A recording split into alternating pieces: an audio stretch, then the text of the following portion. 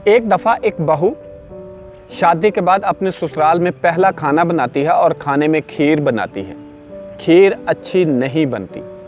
खीर अच्छी ना बनने पर घर के तमाम अफराद, तमाम मेंबर, सास, ससुर, देवर, नंद नाराज़गी का इजहार करते हैं। कुछ अल्फाज के साथ, कुछ तासरात के साथ अपनी नाराज़गी शो करते हैं। इस बात को देखकर बहू बड़ी परेशान होती है कि ये लोग तो मुझसे बहुत ज़्यादा मोहब्बत प्यार जताते थे, अब खीर अच्छी ना बनने पर सब ने नाराज़गी का इजहार किया है। किसी ने मुझे तसल्ली दी ही नहीं, किसी ने इस बात को कहा ही नहीं कि कोई बात नहीं, खीर ख़राब बन सकती है।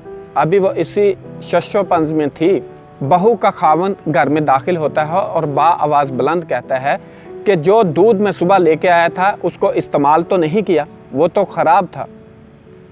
अब ये आवाज़ सुनते ही सब लोगों को यकीन हो जाता है कि गलती बहू की नहीं बल्कि उनके बेटे की है जो गलत दूध लेके आया था।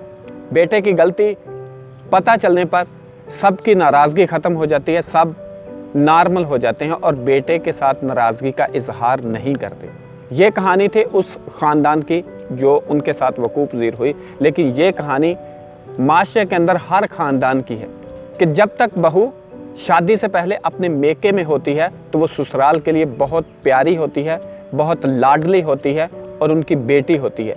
लेकिन जैसे ही शादी करके उसको अपने घर में ले आते हैं, वो प्यार, वो लाड, वो अपनापन सब ख़त्म हो जाता है और बहू बेगानी बन जाती है।